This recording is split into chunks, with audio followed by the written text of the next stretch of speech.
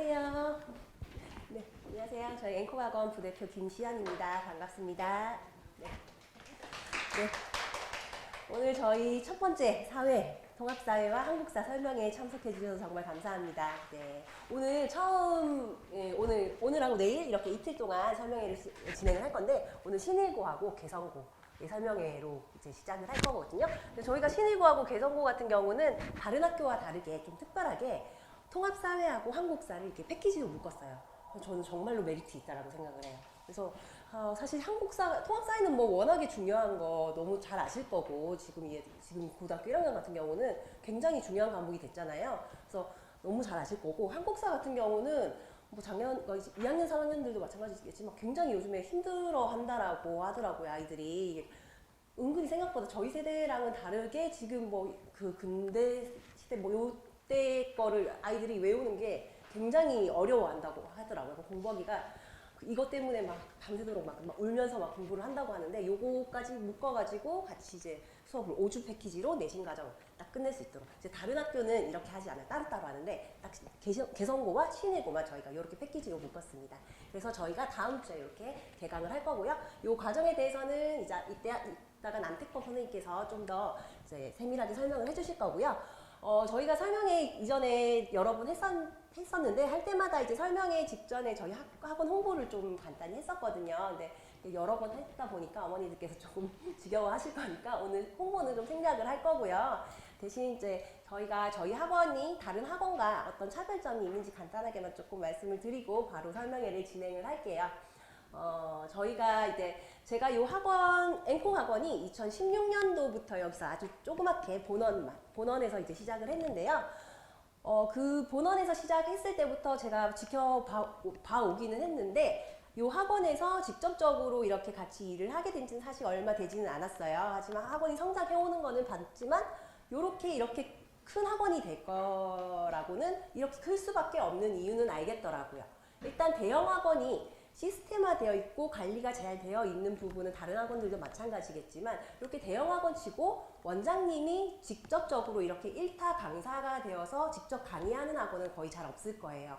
그래서 앵콕이 거의 유일하게 이렇게 큰 학원치고 원장님이 직접 이렇게 성북구에서도 이렇게 많은 학생들을 거느리면서 직접 강의를 하는 학원은 거의 없다고 저희는 자부를 합니다.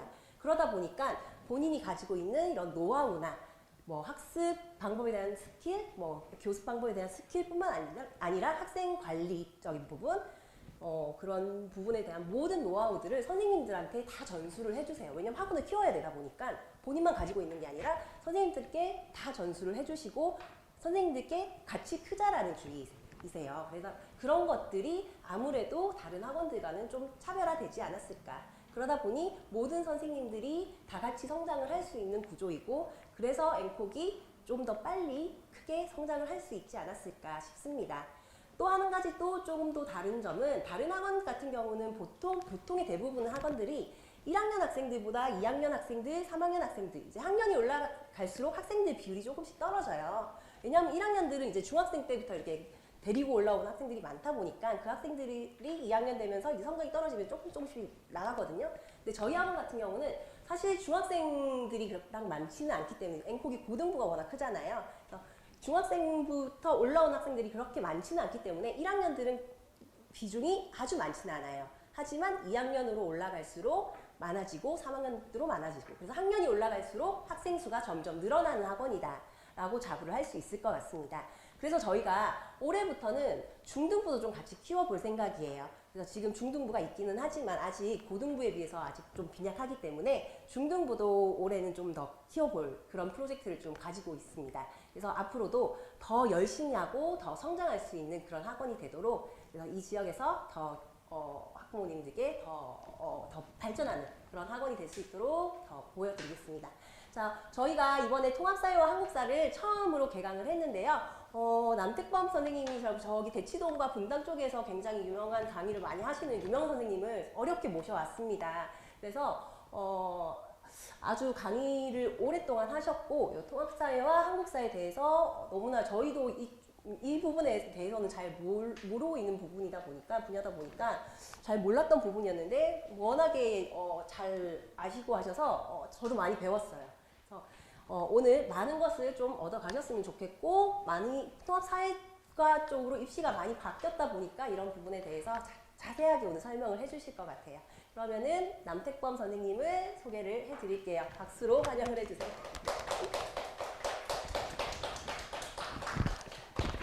네.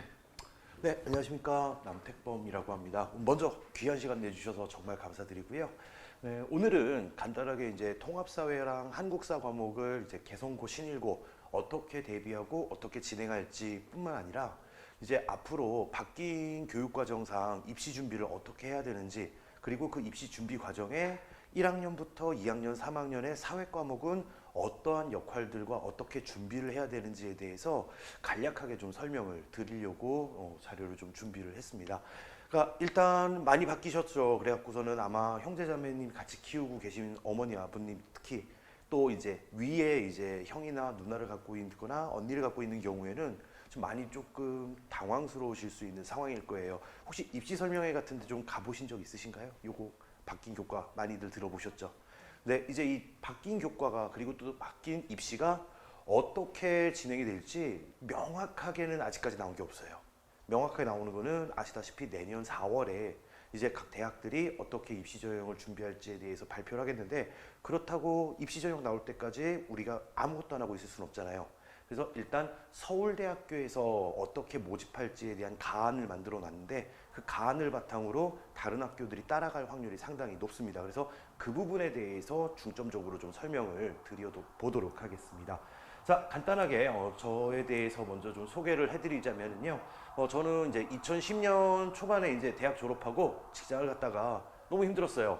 직장 생활의 스트레스를 뭘로 풀까 고민하다가 퇴근 후에 헬스도 다녀보고 뭐 이런 것들 아무것도 해봐도 아무것도 안 되는 거예요. 그러다가 우연한 기회에 학원 근처에 조그만 보습학원을 이제 강의하러, 사회 강의를 하러 가게 됐는데, 거기서 강의하면서 너무 재밌는 거예요. 그래서 접고 바로 그냥 강사의 길로 들어와서 시작을 했습니다. 그래서 10여 년 동안 다양한 강의들을 좀 했었는데요.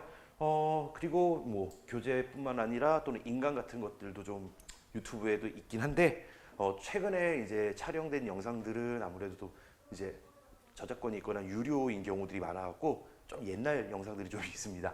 자, 그리고 이제 주로 어떤 곳에서 활동을 했었느냐라고 하면, 자, 서초동이나 대치 그리고 중계동 쪽에서 좀 많은 학원들을 좀 강의를 했었습니다. 미래탐구학원에서는 아무래도 그 근처 세화고, 세화여고, 그리고 종로학원에서는 서초구하고 서울구 학생들 통합사회하고 한국사 지도했었고요. 이강학원에서도 잠깐 근무했었는데요. 자, 이강학원에서는 중대부고랑 휘문고 그리고 숙명여고 학생들을 강의를 했었습니다. 통합사회 한국사를요. 그리고 중계학원에서는 이제 수능 강의까지 해서 제가 지금 솔직히 말하면은 현행 고등학교 개정과정의 사회 과목에 경제 과목 하나 빼고 나머지 8과목은 다 수업을 하고 있거든요. 근데 그런 수업 과목 중에서 여기서도 수능 대비 과목도 같이 공부했고, 브레인밸리 학원에서는 한성과학고 학생들 통합사회 한국사 내신 대비 수업 진행을 했었습니다. 그러다가 이제 사회 과목이 예전만큼 그렇게 매력적인 시장이 되지 못하고 있습니다. 특히 한국사가 예전처럼 매력적인 과목이 안 됐어요. 처음 강의를 시작했을 때 여의도에 있는 조그만 학원 갔을 때 거기서 선화예고 학생들 대상으로 한국사 수업을 주로 준비를 많이 했었는데, 그때는 서울대가 한국사를 필수로 놓고 있던 시절이라 아이들이 엄청나게 수강생도 많고 정말 재밌게 수업을 했었는데, 이제 필수가 되면서 오히려 난이도가 낮아지는 바람에 이제 아무도 학원에 오지 않는 과목이 됐습니다. 그래서 저도 먹고 살 길을 좀 찾아봐야 되겠다라고 해서 잠깐 외도를 좀 하기 시작했습니다. 첫 번째로는 공무원 학원에 나가기 시작했어요. 그래서 현재까지도 방문갑 남부고시학원에서 지금 공무원 한국사 강의를 하고 있고요.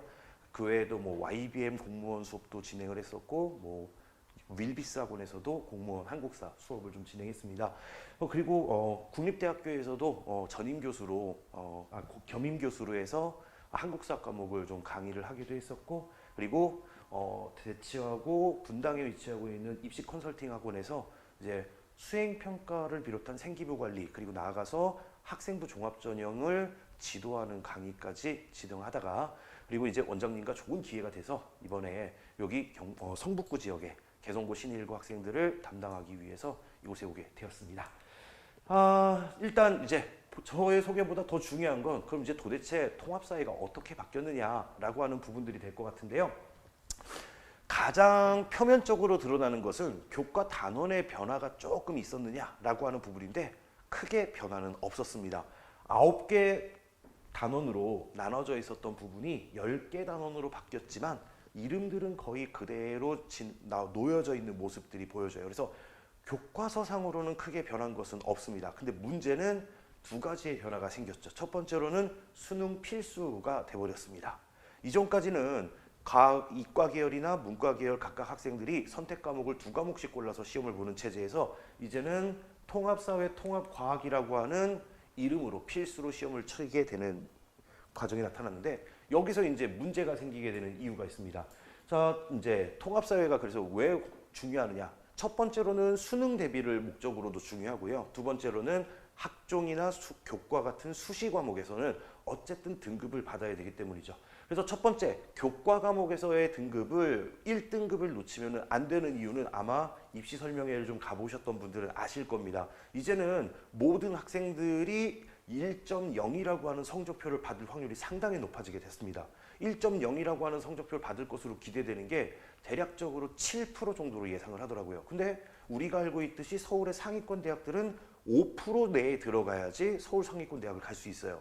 그럼 7%에서 5%, 그럼 나머지 2%를 무엇으로 필터링할 것인가? 그건 결국 면접 강화라고 하는 방안을 들어낸 겁니다. 근데 이 면접 강화, 면접은 그럼 뭘로 보느냐? 전혀 생뚱맞은 문제를 물어보는 것이 아니라 두 가지 방법이 있습니다. 그러니까 물론 지금까지 해왔었던 우리 서울대나 연고대에서 주로 사용하고 있었던 제시문 면접이라고 하는 것들을 활용할 수 있는 가능성이 좀 있고요. 두 번째로는 자기의 생기부 활동의 내용에 대해서 구체적으로 설명해 보는 것을 묻는 질문이 나올 확률이 높습니다. 그러니까 이제 생기부에 들어가 있는 세특이라고 불리는 세부특별 활동이 단순히 그냥 선생님이 써주는 걸로 끝나는 것이 아니라 거기에서 무슨 활동을 했는지 그 무슨 활동을 무엇으로 확장했는지 이러한 것에 어느 정도의 그 전공 적합성들을 직접적으로 묻는 문항들이 당연히 면접에서 강화될 확률이 높아지는 게 지금의 변화의 모습이라고 보시면 되겠습니다. 자, 그럼 이제 이런 통합사회, 수능과 수시 대비 모든 걸 넘어서 통합사회가 왜 필요한지에 대해서 좀 살펴보도록 하면요. 먼저 요거는 문과 계열 친구들에게는 조금 더 중요도가 높은 부분이라고 보실 수 있는데요. 2, 3학년 때 이제 학교에서 선택하는 과목들이 9개 과목에서 선택하는 것이 아니라 훨씬 더 늘어난 과목에서 자기 진로 방향에 맞는 과목들을 스스로 디자인해서 골라야 됩니다. 통합사회는 말 그대로 사회교과의 전 영역에 해당하는 과목들을 맛보기식으로 살펴보는 과목이에요. 그러다 보니까 맛보기를 보고 난 뒤 2, 3학년 때는 선택의 폭이 확 늘어나게 돼요. 자, 근데 문과 계열에서는 그동안 문과 과목들을 선택해왔으니까 당연하지라고 생각하겠지만 여기에서는 이제 또 하나의 변화가 생깁니다. 이과 학생들도 문과 과목으로 개설된 사회과 과목을 선택해야 되는 경우가 생겼습니다. 자신의 진로 방향이 무엇이냐에 따라서 선택도 해서 디자인을 해야 되는 상황이 벌어진 거죠. 자, 이건 제가 이과 친구가 이제 바뀐 사회교과에서 선택할 만한 과목들을 좀 골라봤는데요. 자, 예를 들어서 생명을 전공하겠다라고 하는 이과 학생인 경우에는 문과 계열 과목에 현대사회와 윤리 또는 윤리문제 탐구와 같은 과목들을 수강해서 윤리의식을 갖춘 연구자다라고 하는 이미지를 담아주는 게 훨씬 더 돋보일 수 있는 방법이 되겠고요. 환경공학으로 나아가고자 하는 친구 같은 경우에는 기후변화와 지속가능한 세계라는 과목을 수강해서 역시 이 부분에 자신의 의식을 드러내는 것, 그리고 건축학과를 지원한다 그러면 도시의 미래 탐구 같은 과목들도 연계될 수 있는 과목들이 되는 거죠. 그래서 이과 학생들이라고 해서 이제는 나는 사회 과목하고는 관계가 없어, 이게 아니라 이과 학생이지만 사회 과목에 자신의 진로와 연계된 과목들을 수강해서, 즉 이론적인 지식뿐만 아니라 사회적 의식, 윤리적 의식을 함양한 친구다라고 하는 이미지를 생기부에 녹여주는 것이 상당히 중요해진 겁니다. 자, 그럼 어떤 과목들로 바뀌게 됐느냐? 자, 사회 과목이 2015 개정 교육과정에서는 이렇게 9개의 선택 과목들이 있었어요. 이 9개 선택 과목들을 조금씩 담아서 모아놓은 게 통합사회였습니다. 그래서 문과 친구들 입장에서는 통합사회는 말 그대로 자기가 수능 볼 과목을 고르는 맛보기 과목이었기 때문에 1학년 때 가볍게 하고 넘어가면 돼 라는 생각이 이과 학생들 같은 경우에는 두 번 다시 안 만날 사회 과목이기 때문에 가볍게 하고 넘어가면 돼라는 의식이 있었지만 이제는 요 과목들이 그대로 유지되는 게 아니고 다 녹여져 버리게 됩니다. 자, 그리고 또 하나 진로 선택 과목이라고 해서 이제 문과 계열 학생들이 자신의 진로 방향을 조금 더 확장할 수 있고 명확하게 만들어주기 위해서 이런 과목들이 있었는데요. 문제가 하나 생겼습니다. 자, 요 일반 선택 과목까지는 9등급제에서는 등급이 표기가 되는 과목들이었는데 요 진로 선택 과목은 등급이 표기가 안 됐었어요. 그런데 이제 2022 개정 교육과정에서는 이렇게 변하게 됩니다. 자, 일반 선택, 진로 선택, 융합 선택이라는 이름으로 과목들이 확 늘어나게 됐는데요. 이 늘어난 과목들을 학생들이 스스로 골라야 됩니다. 고교 학점제가 시작되게 된 거예요. 아이들은 자신이 지망하고자 하는 학과 또는 진로 방향에 맞춰서 내가 그 진로에 적합한 역량을 갖추고 있어라는 걸 드러내기 위해서 과목들을 선택해야 됩니다. 근데 하나의 학교에 이 모든 과목들이 다 개설될 수가 없을 수도 있겠죠. 이런 경우는 옆 학교에 가서 수업을 듣는다든지 아니면 인강을 통해서 듣는다든지 등의 방식으로도 선택을 해야 되는 상황이 됐습니다. 그리고 또 하나의 변화, 여기 있는 모든 과목들, 특히 융합 선택까지의 모든 과목들이 모두 다 5등급제가 표기가 됩니다. 수강생이 몇 명이냐에 따라서 소인수 과목들은 또 이제 등급 표기가 안 됐었던 시기 있었는데요. 이제는 등급 표기가 다 됩니다. 그래서 이제 어떻게 보면 교과 내신으로 수시로 입시를 지망했었던 친구들 입장에서는 훨씬 더 내신 관리에 대한 과목들이 늘어나게 된 것과 다를 바가 없는 거죠. 이제는 등급 표기가 없는 과목이 없어지게 된 거예요. 그래서 이런 과목들을 이제 본인의 진로에 맞게 선택해야 되는데 아이가 1학년 때부터 명확한 진로를 갖고 있으면 참 좋겠지만 그렇지 않은 경우에 뭘 해야 되지? 2학년 때 올라갈 때 선택에 머뭇거림과 망설임이 좀 많이 생길 수밖에 없습니다. 그래서 요거는 하나의 조언이자면 1학년 때 명확한 진로를 갖고 있지 못한 친구라 할지라도 1학년 때 어쨌든 진로 한 방향을 맞춰 놓는 게 좋습니다. 그래서 2학년 때 선택을 하다가 엄마 나 이 방향 안 맞는 것 같아, 나 바꿔야 될 것 같아 라고 해서 그때 가서 바꿔도 좀 더 명확한 모습을 보이는 게 낫지 이도저도 아니게 1학년 보내고 2학년 선택 과목까지 보내버리면은 그게 훨씬 더 좀 더 아이의 명확성이 드러나지 못하는 모습이 돼요. 아이들이 성장함에 따라서 진로는 꿈은 바뀔 수 있는 거예요. 그 입학사정관들도 그 정도의 유두리는 없는 게 아니에요. 있습니다. 그래서 진로가 바뀌면 어떡하죠? 라고 걱정하시는 부분들 간혹 계시는데요. 괜찮습니다. 문과였던 친구가 이과로 바꿀 수도 있고 이과였던 친구가 문과로 바꿀 수도 있어요. 하지만 아이의 명확성이 없는 게 더 최악이죠. 그래서 제가 이제 아이들한테 맨날 하는 게 꿈은 꼭 가져라. 꿈이 뭐냐라고 물어봤을 때 꿈 없어요라고 하는 대답이 최악이다. 오늘 당장 네가 하고 싶은 게 있으면 그걸 오늘의 너의 꿈으로 잡아라. 내가 오늘 아침에 학교 가는데 버스 운전기사 아저씨가 드리프트를 너무 멋있게 하더라. 그럼 오늘의 나의 꿈은 버스 운전기사다라고 얘기해라. 내일 또 꿈을 바꾸면 되는 거 아니냐. 이런 식으로 자기가 하루를 살더라도 하루에 어떤 명확한 방향과 꿈이 있어야 되는 겁니다. 그래서 1학년 때 이제 학생들 교과 내신 성적도 마찬가지지만 수행평가 준비하는 과정에서는 이게 꼭 필요해요. 그래서 1학년 때 아직 진로가 아직 불분명하더라도 아이들이 일단 진로를 어느 정도 방향성은 잡아놔야지 이 부분에서 과목들을 선택하는데 약간의 명확성이 좀 더 나타날 수가 있다는 거 그것도 한번 좀 참고해 주시면 좋을 것 같습니다. 자, 그 다음에 두 번째 통합사회를 대비해야 되는 이유는 바로 선택 과목, 수능 과목으로 등장하게 되면서 이제 난이도가 어떻게 출제될 것인가 라고 하는 문제에서 교육과정 평가원에서 이렇게 얘기했습니다. 자, 기존에 두 개의 과목을 골라서 30분씩 치던 시험에서 통합사회, 통합과학을 치다 보니까 통합사회 30분, 통합과학 30분으로 배정될 확률이에요. 그러면 이 통합사회는 기존 교과에서 배우던 내용처럼 난이도가 낮을 것이냐? 거기에 교육평가원은 이렇게 말했습니다. 기존 문과 선택 과목과 동일한 수준으로 수능 문제를 출제하겠다. 즉 9개 선택 과목, 그동안 지금 아이들이 고3 때 수능에서 고르는 2개 과목에 그 난이도로 시험 문제를 출제하겠다는 겁니다. 그럼 자연스럽게 수능을 대비하는 것이 주가 되는 일반고들 경우에는 통합사회 과목을 수능 유형으로 출제할 수밖에 없어요. 우리 이제 좀 있으면은 3월 모의고사 있잖아요. 1학년 첫 모의고사의 통합사회 문제가 어떤 난이도로 나올지 저도 지금 기대하고 있는 상황인데 이 문제의 난이도가 정말로 기존의 9개 교과 수준의 문제로 나오게 된다면 아이들 입장에서는 30분 내에 그 문제를 푼다라는 게 되게 쉽지 않을 거예요. 물론 통합과학도 마찬가지겠지만, 그래서 기존의 통합사회 문제의 난이도로 나오게 된다면 상당히 좀 수월한 과목이 될 거지만, 이 교육과정 평가원에서 밝힌 대로 기존 선택 과목과 동일한 수준, 요거는 상당히 리스크가 커 보이는 부분입니다. 문과 친구들에게도 어려운 부분인데 문제는 이과 친구들에게는 더 큰 어려움이 예상됩니다. 1학년 때 배웠던 통합사회의 기초적인 내용을 가지고 3학년 때 난이도 높은 통합사회 수능 문제를 풀어야 되는 일이 발생하게 될 것 같아요. 그래서 통합사회를 미리 대비해야 되는 게 중요한 두 번째 이유는 바로 이런 이유라고 보시면 될 것 같고요. 자, 그 다음으로 그래서 어떻게 문제가 나올 것인가, 교육과정 평가원에서 예시문항을 조금 실어주신 게 있어요. 그래서 이 예시문항을 제가 그래서 한두 개 정도를 좀 갖고 와봤는데 간단하게 한번 좀 볼게요.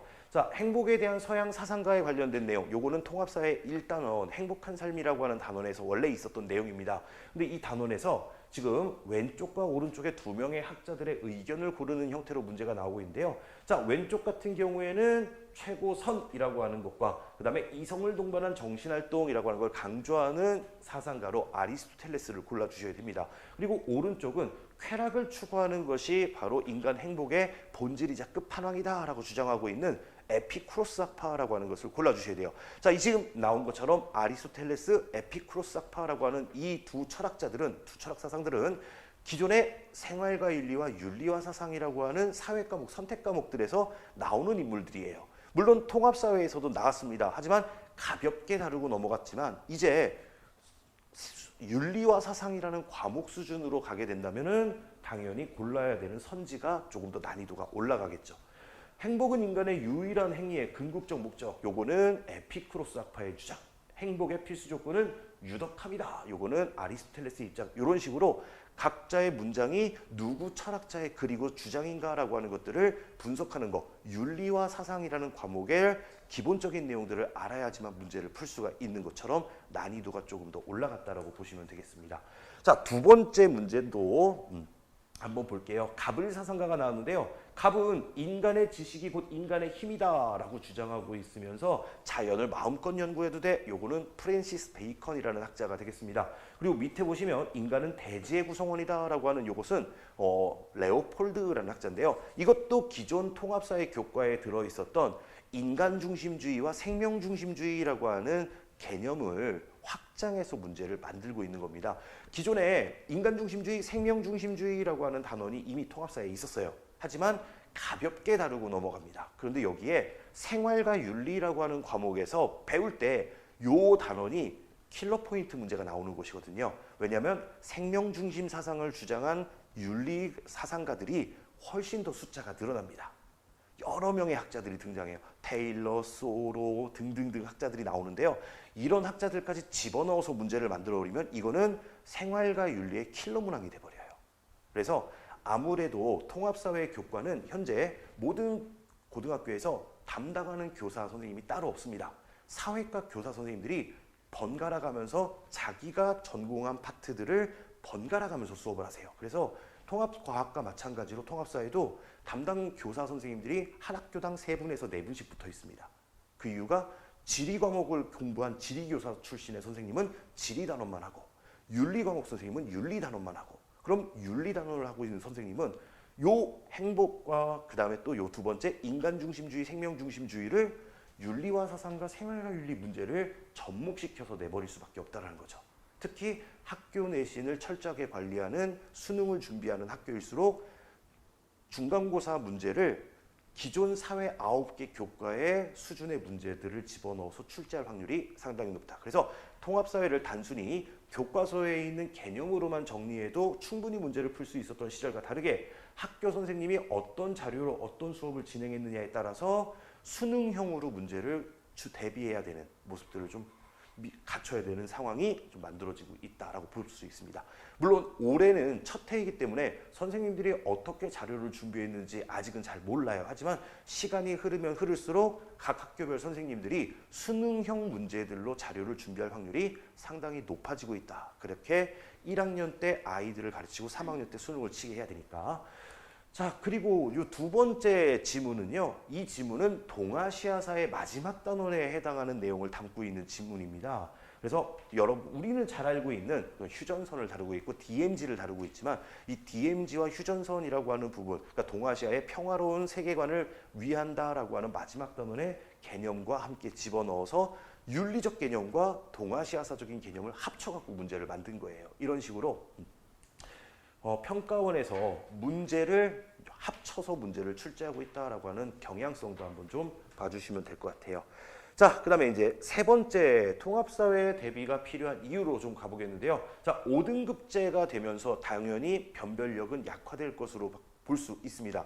그러니까 수능 시험은 어떻게 보면 이제 점점 자격화될 수 있는 확률이 높아지게 돼요.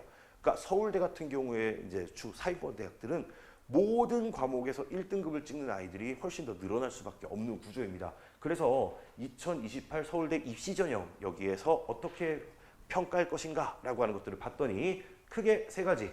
첫 번째, 수능 100% 제도를 폐지하겠다. 그러니까 정시에서 수능만 잘 본다고 이제 뽑지 않겠다라고 발표했습니다. 두 번째로는요, 교과 평가 반영 및 교과 역량 평가를 확대하겠다라고 했습니다. 자, 아까 말씀드린 대로 생활기록부에 이 친구가 우리 학과를 진학하기 위해서 어떤 탐구 활동을 했고 어떤 주제로 연구 활동을 했는지 그리고 어떠한 주장들을 펼쳤는지 이런 것들을 좀 더 심층적으로 살펴보겠다라는 얘기가 되겠고요.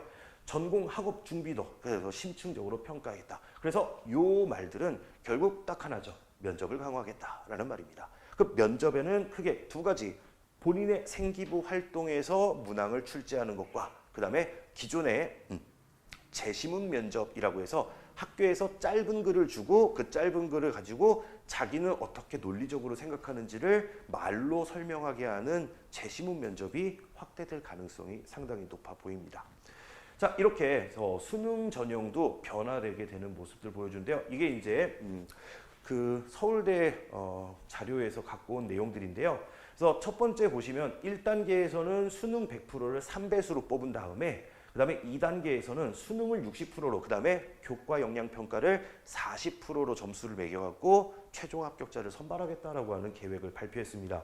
그래서 1단계 평가에서는 이제 수학 능력 검정 시험, 그러니까 수능 시험의 최소 기준으로 활용한 뒤 2단계 평가에서는 심층적 확인, 즉 생기부 또는 재시문 면접 요거에 강화가 되는 거죠. 자, 그리고 이제 교과 역량 평가. 그러면은 교과를 어떻게 잘 우수하게 아이가 성취했는가라고 하는 것들을 뭘로 평가할 거냐? 네 가지 안을 제시했는데요. 과목 이수 충실도, 그다음에 학업 성취도, 학업 수행 내용, 공동체 역량이라고 하는 네 가지를 좀 제시했습니다. 근데 이 네 가지는요, 크게 기존의 학생부 종합전형과 바뀐 게 없습니다. 학생부 종합전형에서는 기존에 전공적 합성, 그 다음에 학업 우수성 그리고 공동체 역량 세 가지를 가지고서는 학생을 선발하는 제도였거든요. 그래서 이제 이런 것들이 거의 혼종이 됐다라고 생각하시면 돼요. 이제는 수능 몰빵 불가능하고요. 그리고 정시와 수시는 이제 겸해서 함께 준비하는 거지 따로따로 준비하는 시대는 끝났다라고 보시면 될 것 같습니다. 자, 그래서 요거는 이제 교과 역량 평가 이제 평가 기준안이라고 해서 아이들을 총 7등급으로 점수를 매겨 갖고서는 평가하겠다라고 하는 것들의 내용들을 좀 넣고 있는 거고요. 그다음에 이제 자, 아시다시피 대학 입시에서는 크게 세 가지 전형이 있어요. 정시가 있고 수시에는 교과와 학종이 있습니다. 교과라고 하는 것은 학교 학생들의 성적이 우수한 것을 가지고서는 평가를 해야 되는데 아까 전에도 우리가 같이 처음에 얘기했듯이 1등급 중에서도 1.0등급 맞는 친구들이 다수 배출될 것으로 확인됩니다. 그럼 이제 교과 전형만으로도 평가를 할 수가 없는 거죠. 그럼 이 교과 전형 같은 경우에는 자연스럽게 생활기록부의 여러 세부적인 활동들을 평가할 수밖에 없는 거고, 그리고 세부적으로 평가하던 학종 전형도 역시 교과 성적을 버리고 평가하지는 않습니다. 그 두 개가 혼종이 될 수밖에 없는 모습이 나타나죠. 자, 서울대에서는 이렇게 발표했어요. 학생부 종합전형에서는요. 첫 번째로 수능 최저를 더 이상 넣지 않겠다. 그리고 두 번째, 종합 역량을 평가하겠다. 그리고 생기부에 전공 적합성과 탐구 활동을 어떤 것을 했는지, 어떤 난이도의 탐구 활동들을 했는지 중요도를 더욱더 강조해서 보겠다라고 요약해 볼 수 있을 것 같습니다. 자, 그래서 일단 우리가 이제 했었던 얘기인데요. 수시와 정시라고 하는 두 가지 전형으로 대학을 지금 가고 있는 상황. 이게 이제 2021년도 통계 자료인데요. 지금 현재 수시 전형으로 대학을 가고 있는 친구가 대략 80%, 그 다음에 정시 전형이 약 20%로 대학을 진학하고 있습니다. 그 중에서 교과 전형이 40%, 그리고 학생부 종합 전형이 약 20%니까 학생부 종합 전형과 수능 전형이 거의 비슷한 수준을 가지고 있는 게 지금 대학 진학의 방법들 중에 하나예요. 그래서 보통 대부분 상위권 학생이고 우수한 성적을 갖고 있는 친구들이 보통 일반고에서 요 교과 과정으로 주로 많이 진학을 하고 있었고, 그 다음에 특목고나 자사고 또는 국제고 학생들이 주로 학생부 종합 전형으로 많이 진학을 하고 있는 상황이었습니다.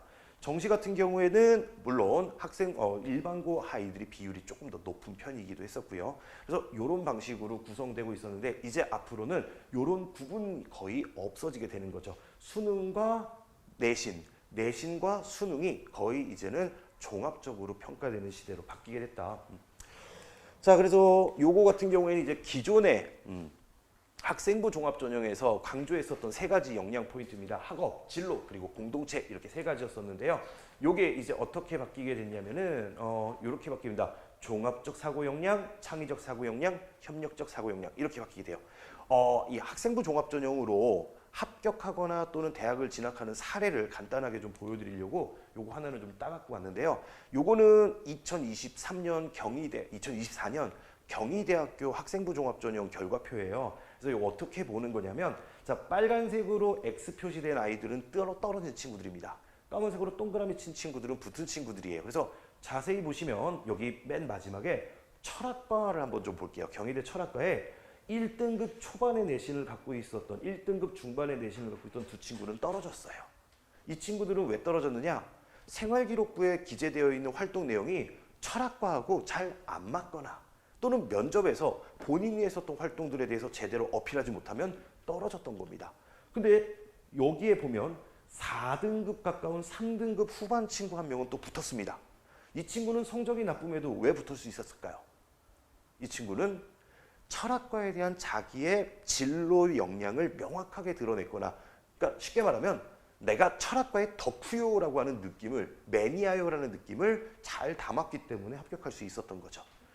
그 위에 보니까 역사학과 같은 경우에는 6등급대 학생도 한 명 붙었네 라고 되어 있는데, 이 친구는 기본적으로 일반고 친구는 아닙니다.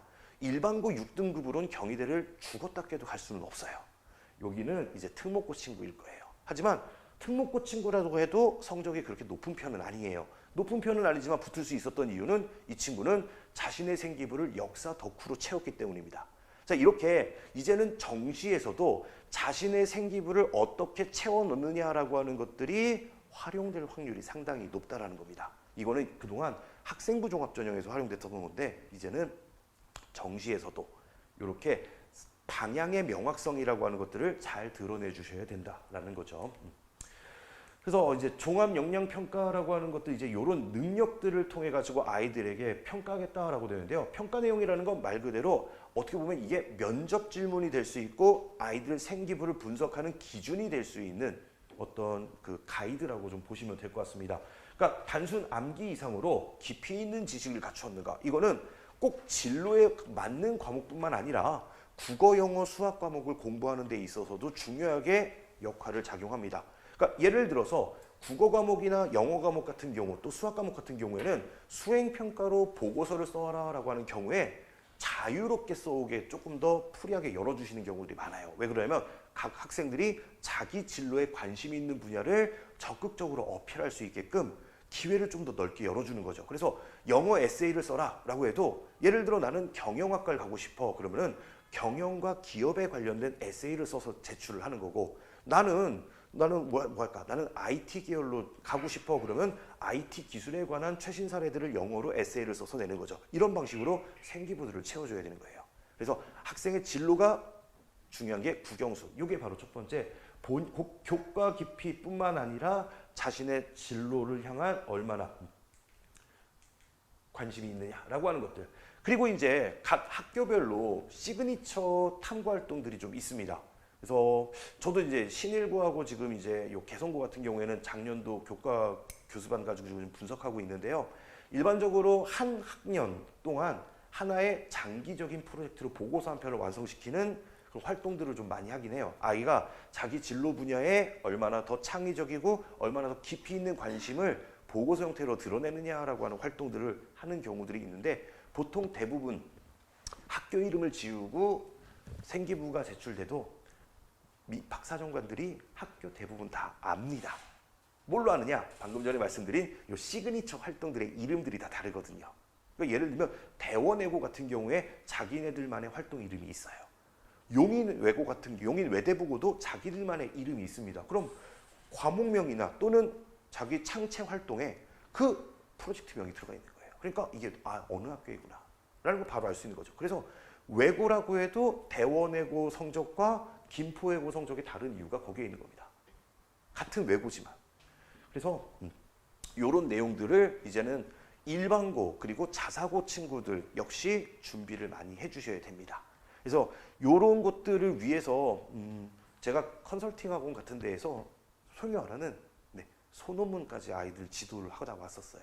그러니까 아이들이 이제는 거의 소논문 수준의 보고서를 작성을 합니다. 사회과학대학 쪽, 그러니까 경영경제 쪽으로 또는 심리 이런 쪽으로 진로를 잡고 있는 친구들은 이제는 그냥 단순히 우리가 예전에 어떤 통계 분석을 한다라고 하면 친구들한테 설문조사에서 막대 그래프 그려가지고 대략 몇 명이 예스 했고 몇 명이 노 했어 뭐 이런 식으로 보고서를 쓰는 수준 넘어서 이제는 확률과 통계라고 하는 과목에서 배울 수 있는 개념을 이용해서 상관계수, 회귀계수 같은 통계적인 기법들을 활용해서 그걸 분석하는 방식으로 보고서를 써요. 그거 지금 대치동 쪽에서는 다 하고 있습니다. 그러니까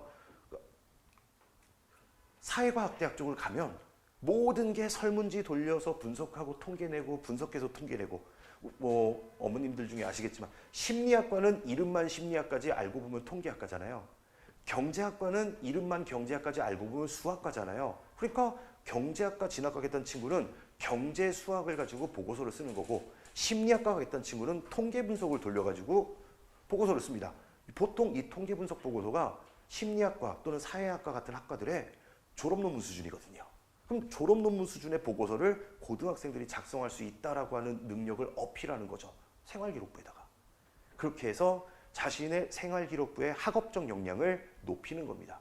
그렇게 하는 방법들이 이제는 일반고 그리고 정시 준비하는 학생들에게도 어느 정도 필요성이 더욱더 확대되고 있다라고 하는 측면들. 그래서 이제 단순히 사회는 교과 과목으로서 내신 성적을 잘 받는 것뿐만 아니라 자신의 진로를 디자인하는 데 있어서 다양한 역량들을 충분히 풍부하게 넣어줄 수 있는 밑바탕이 돼야 되는 과목이 된 거예요.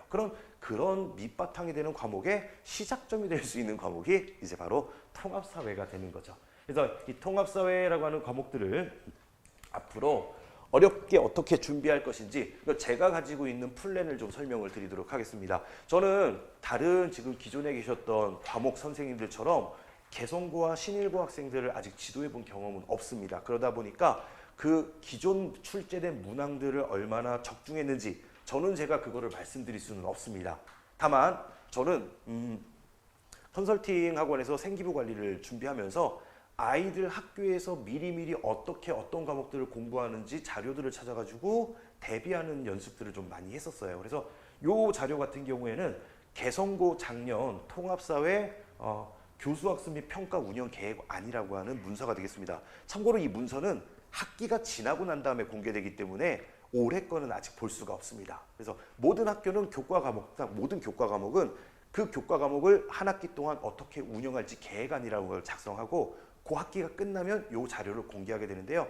이걸 통해서 우리는 알 수 있는 건 개성고는 어떤 방식으로 수업을 진행하고 있고 어떤 수행평가가 나올 확률이 높다라고 하는 것들을 추론할 수가 있는 거죠.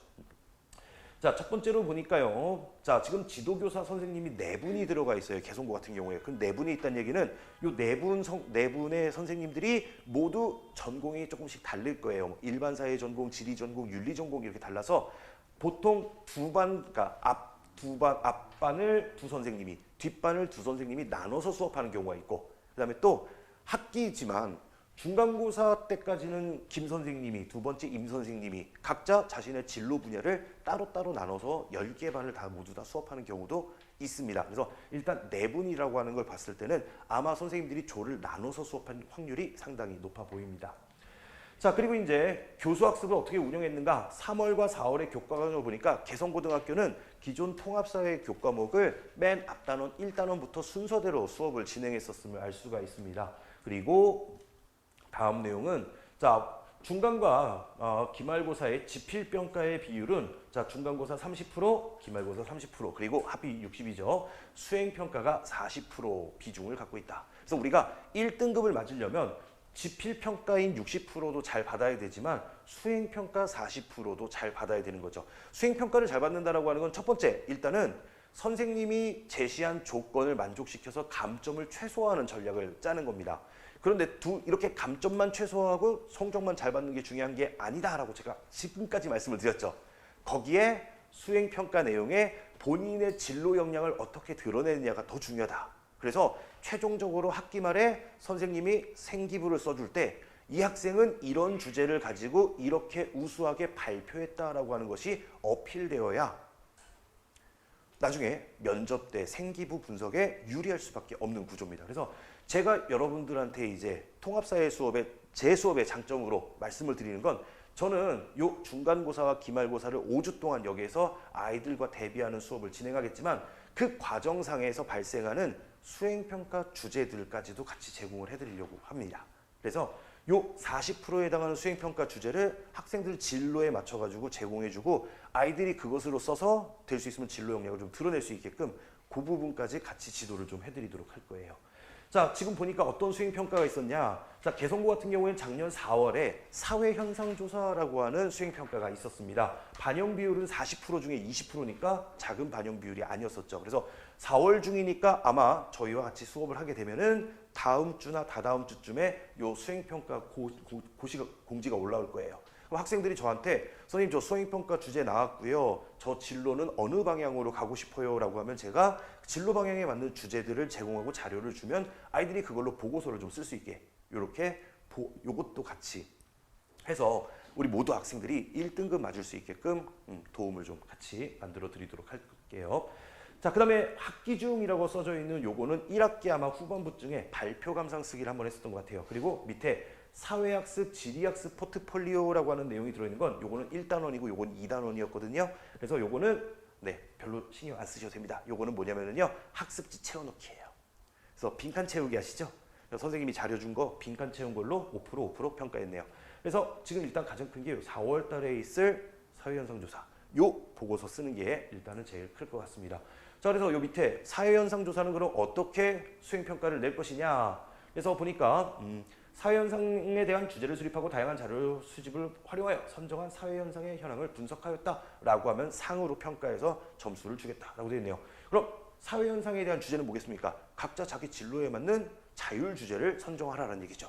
그 다음에 다양한 자료 수집 방법. 자료 수집 방법이라고 하는 것은 여러 가지 방법이 있죠. 문헌연구법, 면접법, 설문지법 등등의 다양한 방법들을 사용해봐. 그래서 사회현상을 정확하게 분석했는가. 그리고 이제 평가를 하겠다. 그래서 평가 요소로 주제가 적절한가, 적절한 데이터를 사용했는가, 자료에 대한 적절한 분석이 있는가, 원인이 적절한가, 해결 방안은 적절한가. 요 5가지의 기준으로 평가해서 점수 20점을 매기겠다는 거거든요. 그래서 이런 부분에서 감점을 최소화해야 우리 학생들이 중간고사 보다가 하나 두 개 솔직히 실수할 수 있거든요.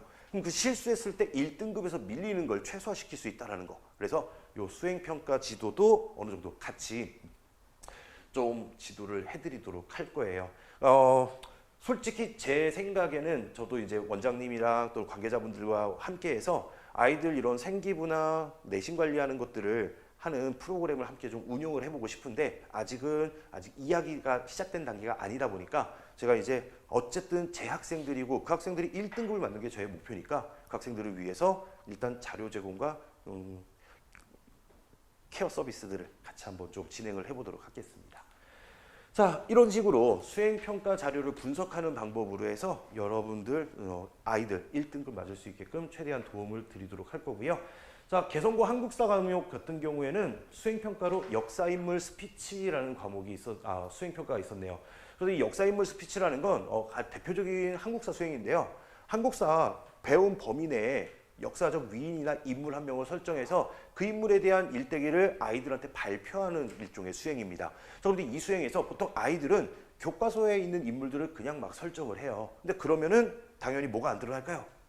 진로와 전공 적합성이 드러나지 않죠. 그래서 보통 여기서도 과학 계열로 진학을 꿈꾸고 있는 친구들은 과학자를 고르는 거고요. 그 다음에 예를 들어서 이런 거죠. 나는 경영, 경제학과를 가고 싶어 라고 하는 친구가 있으면 조선시대 파트에서 인물을 고른다 라고 하면 효종대 김육이라고 하는 사람을 선정해서 그 사람으로 발표를 하는 겁니다.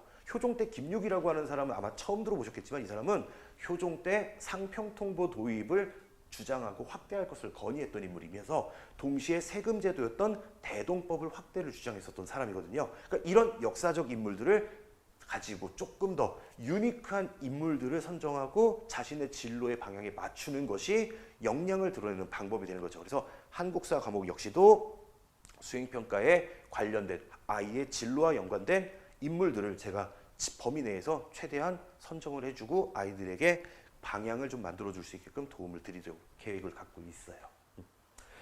자, 요거는 이제 신일고인데요. 신일고는 개성고와 다르게 11개 반 선생님이 3명이 운영을 했어요. 요거는 명확합니다. 선생님들이 앞반, 뒷반을 나눈 게 아니에요. 요거는 1반부터 11반까지 3명의 선생님이 번갈아 가면서 로테이션식으로 수업을 한 겁니다. 여기는 일반사회 전공자, 윤리 전공자, 지리 전공자가 한 명씩 수업을 일정 기간씩 했을 확률이 상당히 높아요.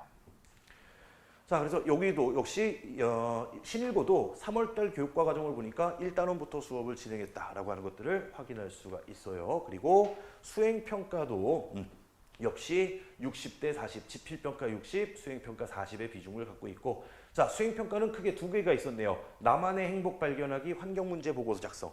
자, 나만의 행복 발견하기라고 하는 것은 어떻게 보면 자전적인 에세이가 될 수도 있지만 역시 여기도 자신이 좋아하는 과목의 공부의 희열과 같은 것들 또는 자기가 어떤 공동체 역량을 드러낼 수 있거나 또는 사회 봉사적 역량을 드러낼 수 있는 주제들을 충분히 녹일 수 있는 수행입니다. 그러니까 단순히 그냥 나의 행복한 삶이란 돈 많이 벌고 나는 잘 살고 이거 아니라 어떻게 잘 살 것인가를 철학적으로 고민해 볼 수 있는 주제가 되고, 환경문제 보고서 같은 경우에는 아까 앞에서 봤던 사회현상 조사와 마찬가지로 진로에 진로에 맞춰서 자기들 보고서들을 알아서 쓰라라는 내용과 거의 다를 바가 없습니다. 왜냐하면 이 환경문제는 아주 범주가 넓은 주제거든요. 그러니까 이러한 수행평가 주제들을 갖고 있었네요. 그래서 수행평가 보니까 나만의 행복 발견하기는 3월 3, 4주, 신일고 같은 경우에는 아마 지금 공지가 되어 있을 거예요. 그리고 환경문제 보고서는 5월 2주인데 작년 거다 보니까 올해 거와 좀 다르지 않을까요? 라고 하는 경우들이 많아요. 근데 대부분의 학교들이요, 작년도에 만들어 놓은 이 교수학습안을 그대로 복붙해서 쓰는 경우들이 많습니다. 선생님들이요, 이거 매년마다 바꾸지 않습니다. 그래서 수행평가가 그대로 이어지는 경우들이 상당히 많아요.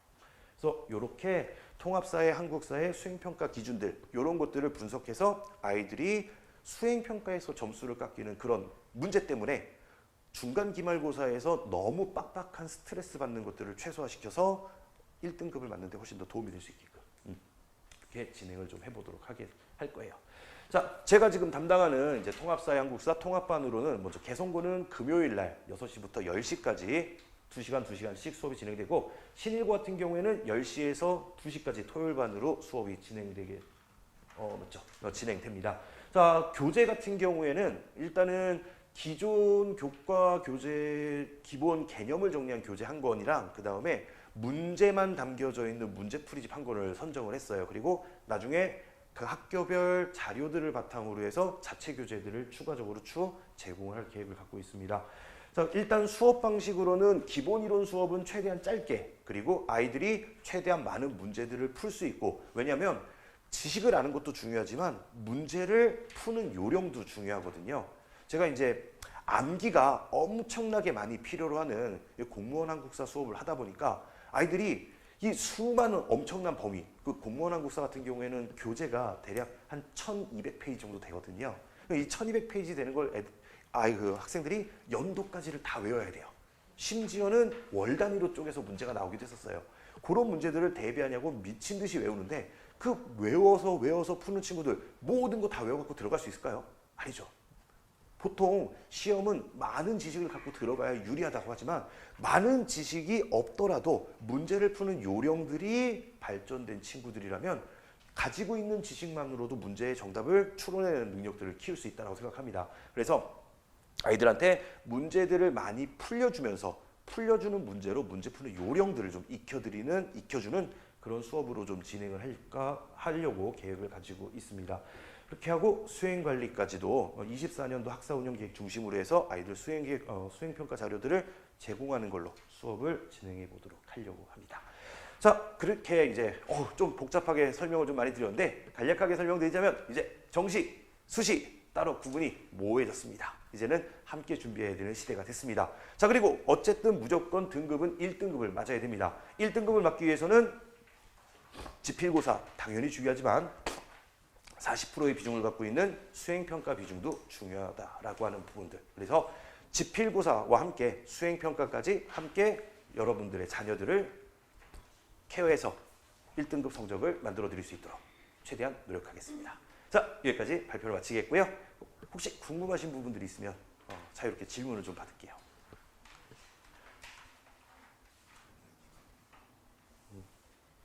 조금 방향성이나 어떤 그런 어떻게 향후 이제 진행될지 개념이 좀 이해가 되셨나요? 그래서 2, 3학년 때 어떤 과목 선택해야 되는지, 특히 이제 문과 계열 진학을 목표로 하고 계신 어머님들이라면 이 부분에 있어서 이제 고민들을 좀 많이 하셔야 돼요.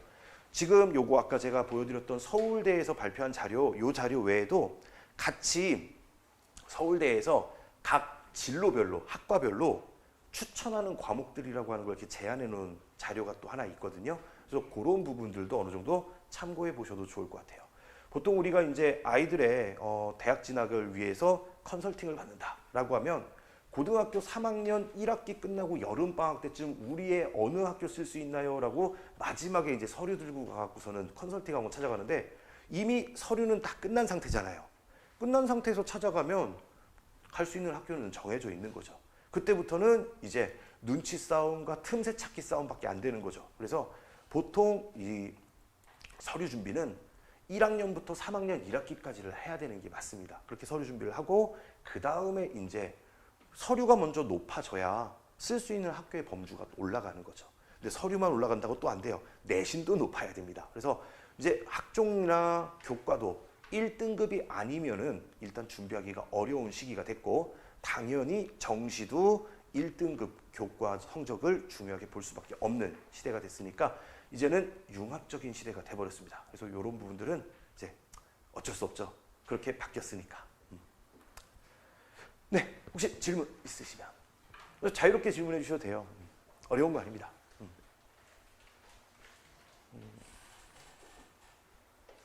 따로 없으시면 네, 여기서 마무리 짓도록 하겠습니다. 네, 긴 시간 동안 수고 많으셨습니다. 감사합니다.